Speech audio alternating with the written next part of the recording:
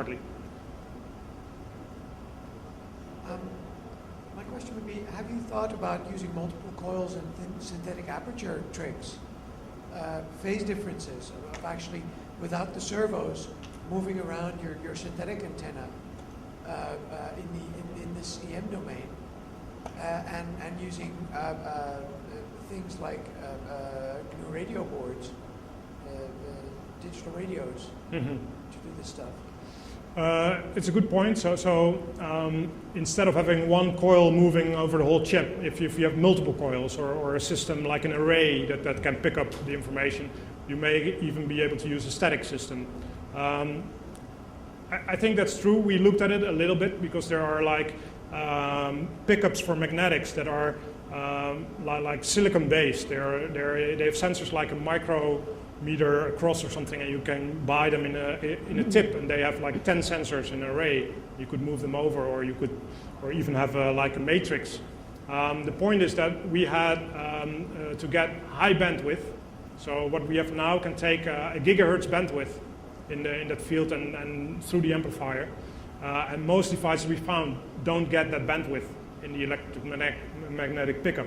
So of course we could make our own probe do that in a grid. But then what we also find is that, and that's maybe something you could get from multiple pickups is with the phase shift you mean, is higher resolution. So our resolution of the tip is like a square millimeter circle. But if we move it, we see that even in like a third step or maybe a 10th step, we see a different signal. And that will affect the way you... Key size doesn't really matter. I mean, for RSA, you can prove if you can break one bit, you can break every bit. Yeah, but I think the issue is how to extract the signal to sort of reverse engineer the signal with the RSA algorithm. This is one more issue. Well, how you can simply say this is the key, because the RSA algorithm, you need to sort of... Yeah. In the end, it's work. If you have a longer key, it's more work. But in the end, it's a matter of hours or days. You just need to offset your measurements if you can't fit it in your scope, or there are maybe other reasons, but the basic principle of if you can break one bit, then you can break every bit. It's just a bit more work, applies. And actually the same thing applies to symmetric crypto. So if you use AES with other key size or something like that, it doesn't really matter for this kind of attack.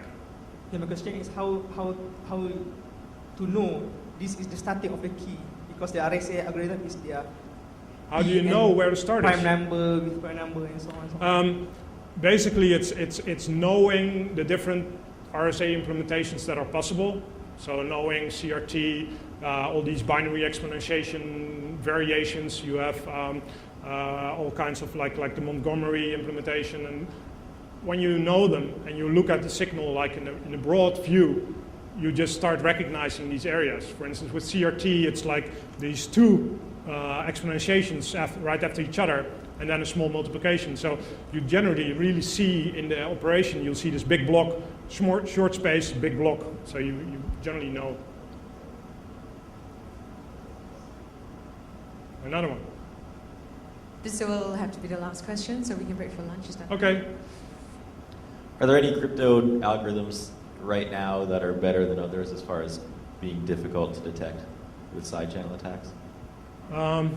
Well, I would say from a software point of view, no, not really.